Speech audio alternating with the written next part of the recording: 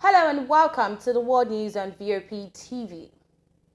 I am Kayla Abraham. The United Nations and its partners have called for a record $3 billion aid on Wednesday to help millions of people in Sudan, where the conflict between the National Army and the paramilitary Rapid Support Forces has entered its second month. As the death toll mounts, humanitarian needs soar, and displacement grows, the UN is launching two response plans to provide food, healthcare, shelter, protection, and other critical assistance. The humanitarian response plan for Sudan has been revised due to the soaring needs spurred by the current crisis.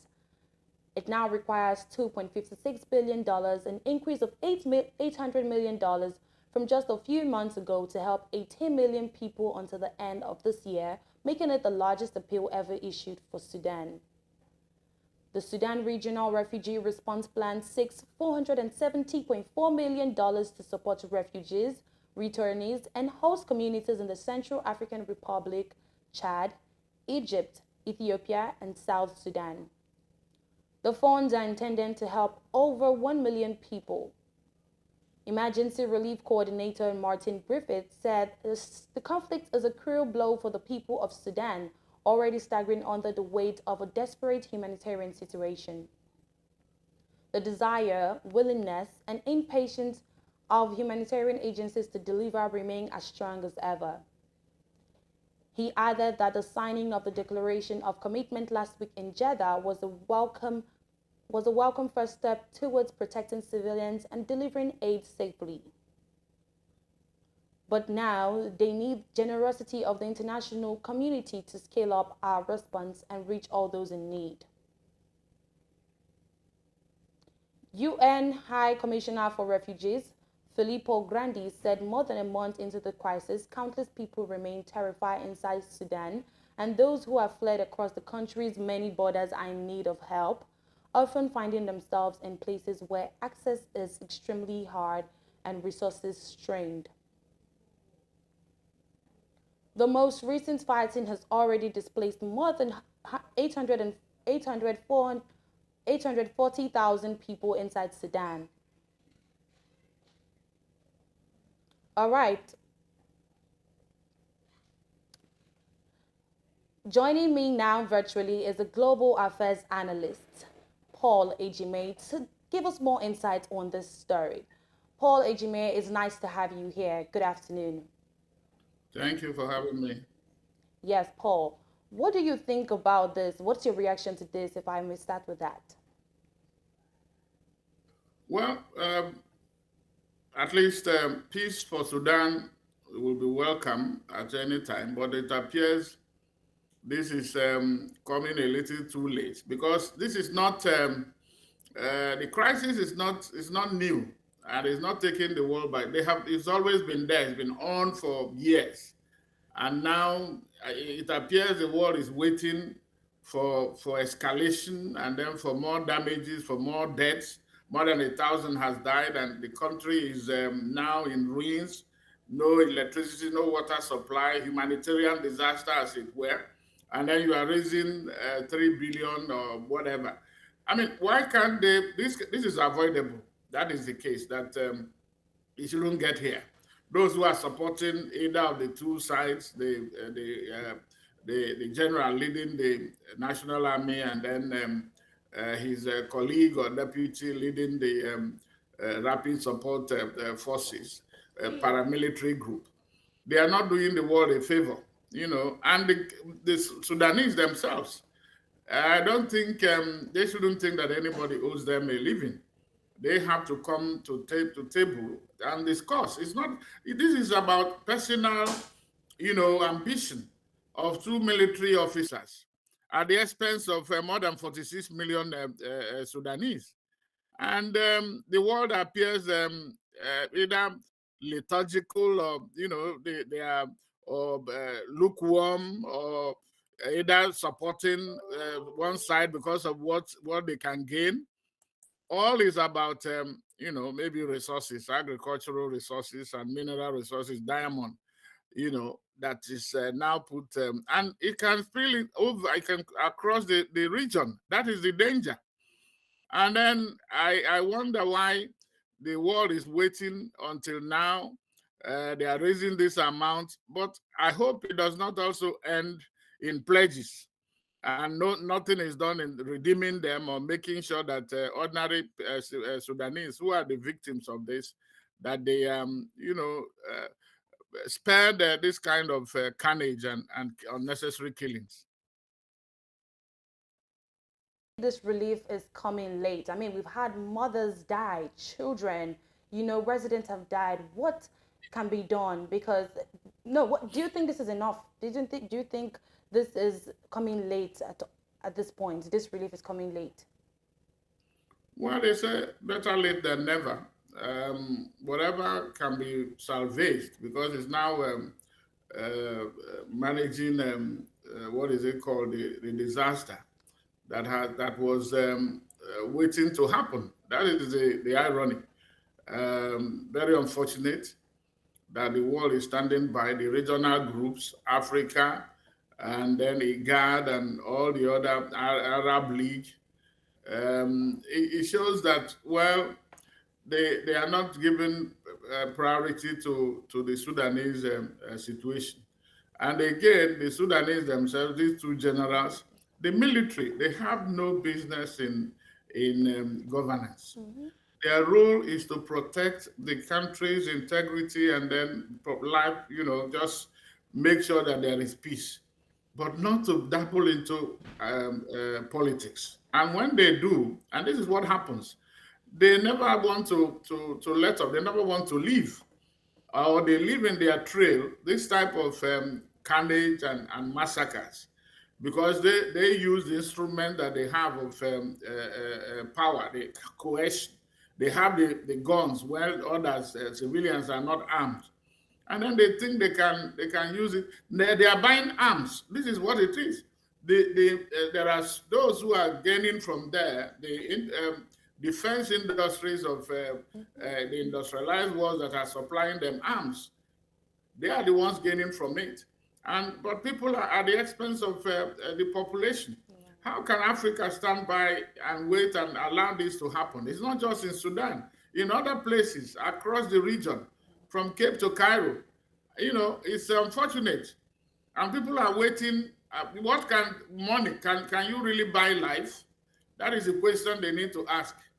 There is no amount that you can put on life. And I think let reason prevail. I don't know what it is that they are fighting over. I think perhaps they are having support, because what happens is that until and unless those who are supporting them comes to them and call them out, they are not likely, because so long as they continue to receive external support in what they are doing. What they are doing is because they are not the guns are not produced in Sudan, or what they are using in fighting, the jets that they are flying, the ammunition, the weapons. These are bought from outside, and they are growing the economy of other people. And I don't know why they cannot reason.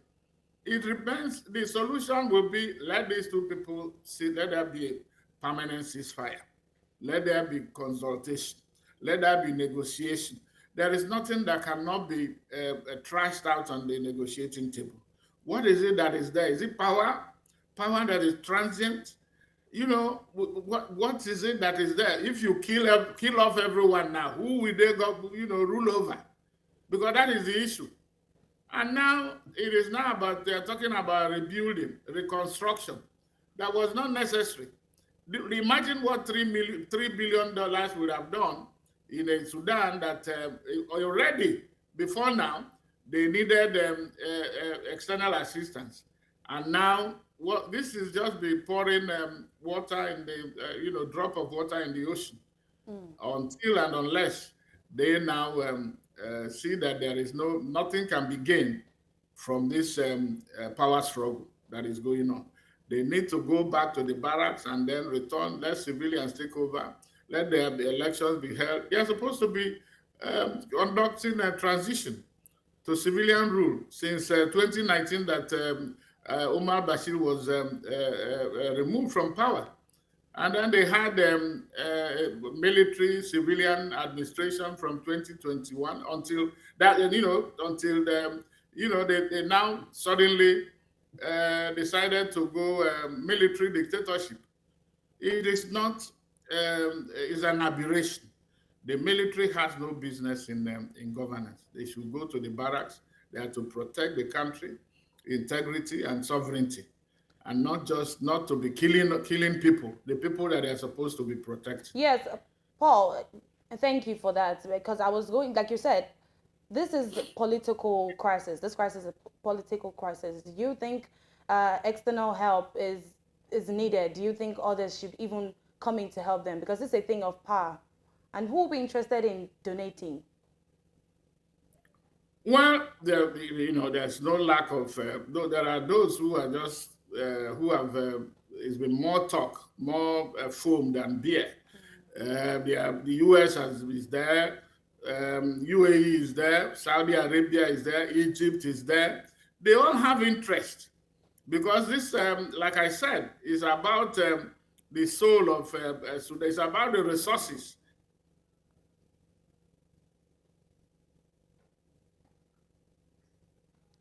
Hello, Paul. Can't get you anymore.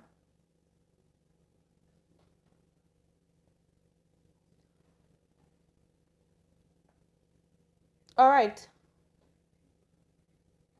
Let's see if we can get Paul again. We're just talking about Sudan and UN appealing for $3 billion to help Sudan. Hello, Paul. Uh, all right, if we can't get Paul, we'll have to continue with the news, and if we get him back, we'll get back to the interview. Russia has launched missile attacks in multiple Ukrainian cities on Wednesday night. According to Valery Zalunzi, Ukraine's commander-in-chief, the Russian military sent a total of 30 cruise missiles, 29 of which were shot down by Ukrainian air defenses. According to Kyiv City Military Administration head, the attack marked Russia's ninth one on the city since the start of May. After launching cruise missiles from strategic bombers in the Caspian Sea area, Russia sent reconnaissance drones into the city. The Kyiv City Military Administration reported that Ukrainian air defenses shot down all of Russia's weapons that entered Kyiv's airspace. According to Kyiv Mayor Vitaly Klitschko, debris from weapons fell in the city's Donetsky and Dniprovsky districts. The most damage was recorded in the Donetsky district, where a fire broke out on the territory of a garage cooperative. The fire has been extinguished. Russia also carried out a large-scale missile attack on Odessa on Wednesday night. According to Odessa Regional Military Administration head Serhiy Bratuk, while most of the missiles were shot down, one evaded Ukraine's air defenses and struck an industrial facility, killing one person and injuring two. Authorities in Khmelnytskyi region reported that Russia carried out a strike on an infrastructure target in the Khmelnytskyi district, but did not include information about injuries. Explosions were also heard in the country's Vinnytsia region. The Russian Defense Ministry has not commented on the latest wave of attacks.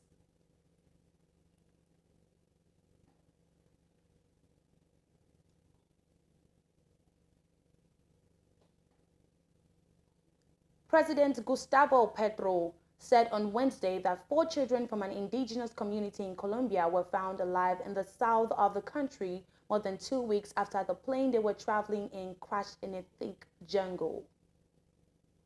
The children were rescued by members of the military, firefighters, and civil aviation authority officials in the dense jungle of Colombia's Caqueta province. The plane, a Cessna 206, was carrying 7 people on a route between Araraquara in Amazonas province and San Jose de Guavire, a city in Guavire province, when it issued a Mayday alert due to engine failure in the early hours of May 1. 3 adults, including the pilot, died as a result of the crash and their bodies were found inside the plane. The 4 children, aged 13, 9, and 4, as well as an 11-month-old baby, survived the impact.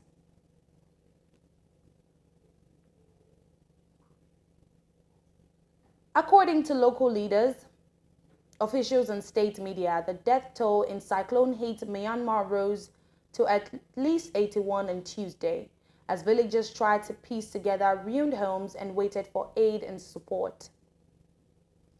Local leaders told AFP reporters at the scene that Mocha made landfall on Sunday with winds of up to 195 kilometers per hour, downing power pylons and smashing wooden fishing boats to splinters. At least 46 people died in the Rakhine State's villages of Buma and nearby Kwangdokekara, inhabited by Rohingya. According to Myanmar state broadcaster, 13 people were killed when a monastery collapsed in a village in Ratundong Township, north of Rakhine's capital, Sittwe, and a woman died when a building collapsed in a neighboring village. The head of Buma village near Sittwe, Carlos, said there will be more deaths as more than 100 people are missing. Nearby, Al-Bulhu's son, 66, said prayers at the grave of his daughter, whose body was recovered on Tuesday morning. Other residents walked the seashore searching for family members swept away by a storm surge that accompanied the cyclone. The leaders said that 9 people died in Dapeng camp for displaced Rohingya near Sittwe, adding the camp was cut off and lacked supplies. Mocha was the most powerful cyclone to hit the area in more than a decade, churning up villages, uprooting trees, and knocking out communications across much of Rakhine State. The United Nations Refugee Office said it was investigating reports that Rohingya living in displacement camps had been killed in the storm.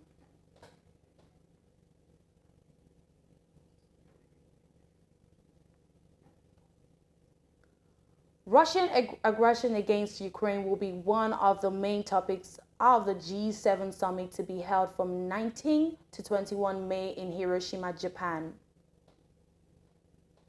The leaders will also discuss nuclear disarmament and non-proliferation, economic sustainability and security, climate, energy and environment, food, health and development. The EU will be represented by the President of the European Council, Charles Michel, and President of the European Commission, Ursula von der Leyen. The G7 summit is a forum that plays an important role in shaping global responses to global challenges, complementing the global economic coordination carried out by the G20. It brings together leaders from the EU and Canada, France, Germany, Italy, Japan, the United Kingdom, and the United States of America. Leaders have been meeting in the G7 format since 2014, following the Russian Federation's violation of Ukraine's sovereignty and territorial integrity. According to the EU press release, at the summit in Hiroshima, Japan would like to demonstrate the G7's strong determination to categorically reject military aggressions, any threats or use of nuclear weapons, as well as attempts to overthrow the international order.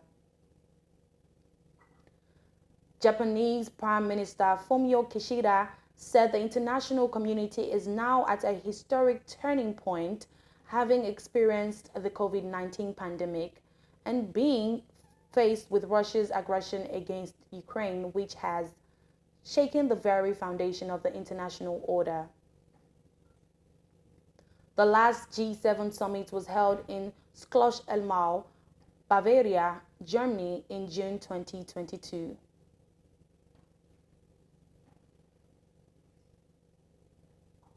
Pakistani police have kept up their siege around Imran Khan's home before a 24-hour deadline given to the ex-premier to give up suspects allegedly sheltered inside ends. The siege and the authorities' demand for the suspects wanted over violent protest over Mr. Khan's recent detention have angered the former Prime Minister's many followers and is raising concern about more clashes between them and security forces. Last week, Mr. Khan's supporters attacked public property and military installations after he was dragged out of a courtroom and arrested. At least 10 people were killed in clashes with police across the country. The violence subsided only when Pakistan's Supreme Court ordered Mr. Khan's release. The popular opposition leader was freed from custody over the weekend and returned to his home in an upscale district of Lahore, Pakistan's second largest city and the capital of Punjab region. Dozens of his supporters have been staying there with him along with private guards. Police surrounded the home on Wednesday, said they want 40 suspects to be handed over. The ultimatum for Mr. Khan ends at 2 p.m. local time. Usually, between 200 to 300 of Mr. Khan's supporters holding sticks guard his residence around the clock, but most disappeared overnight. The police have barricaded a key road leading to the house and asked residents to use an alternate route.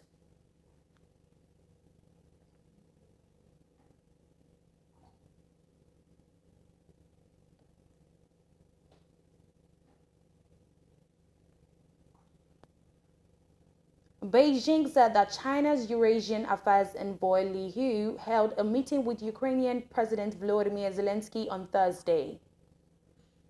A statement by the Chinese Foreign Ministry said the two sides exchanged views on the political settlement of the Ukraine crisis and China-Ukraine relations. Li, who was picked by Chinese President Xi Jinping last month on the special envoy on Ukraine, paid a two-day visit to Kiev that ended Wednesday. The statement said Li also met with other senior Ukrainian officials, including Foreign Minister Dmytro Kuleba. An earlier statement by the Ukrainian Foreign Ministry on Wednesday said Kuleba and Li discussed topical issues between Kiev and Beijing, both at the bilateral level and within the framework of international organizations. The statement said Kuleba spoke to Li about the principles of restoring a stable and just peace based on respect for the sovereignty and territorial integrity of Ukraine. He emphasized further that Ukraine does not accept any proposals that would involve the loss of its territories or the freezing of the conflict.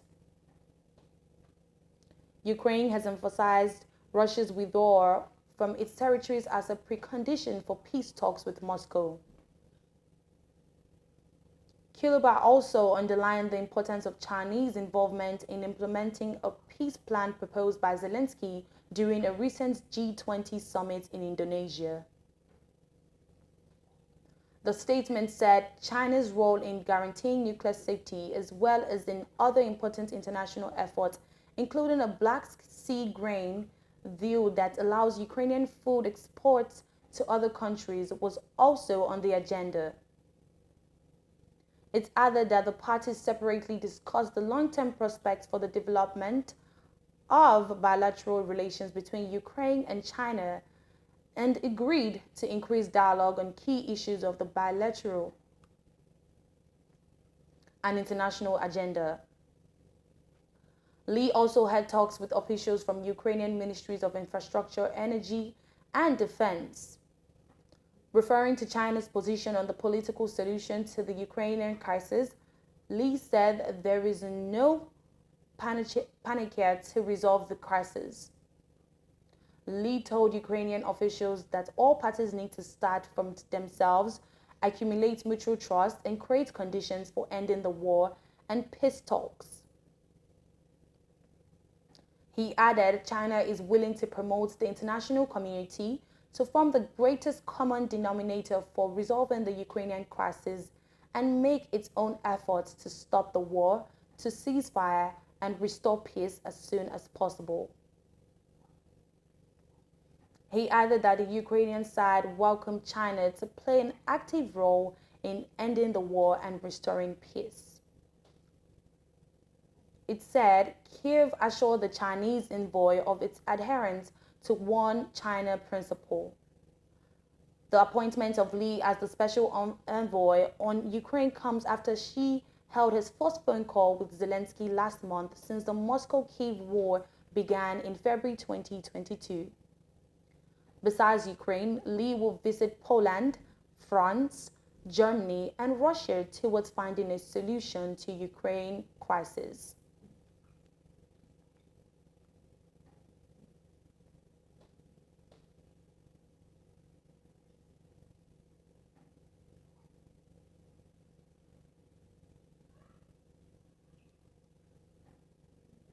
Hundreds of Israeli settlers forced their way into the Al-Aqsa Mosque compound in occupied East Jerusalem on Thursday. Witnesses told Anadolu that the settlers escorted by Israeli forces stormed Al-Aqsa Mosque in groups from the Al-Murabi Gate area, adding the right-wing Israeli Rabbi Yehuda Glick was among the settlers who broke into the mosque. The Jordan-run Jerusalem Islamic Endowment Department said that Periphery, Negev and Galilee Development Minister Yitzhak Waseluf also joined the settlers. This came as Israeli settlers prepared to celebrate the 56th anniversary of occupying East Jerusalem, along with the planned flag march to walk through East Jerusalem's old city areas. Earlier this week, Israeli extremist groups announced that they are seeking to mobilize nearly 5,000 Israeli settlers to break into the Al-Aqsa Mosque complex on the day of the flag march on Thursday. The flag march is staged by Israeli settlers every year to mark what they call the unification of Jerusalem in reference to Israel's occupation of the city in 1967. For Muslims, Al-Aqsa represents Islam's third holiest site. Jews call the area the Temple Mount, saying it was the site of the two Jewish temples in ancient times. Israel occupied East Jerusalem where Al-Aqsa is located during the 1967 Arab-Israeli War. It annexed the entire city in 1980 in a move never recognized by the international community.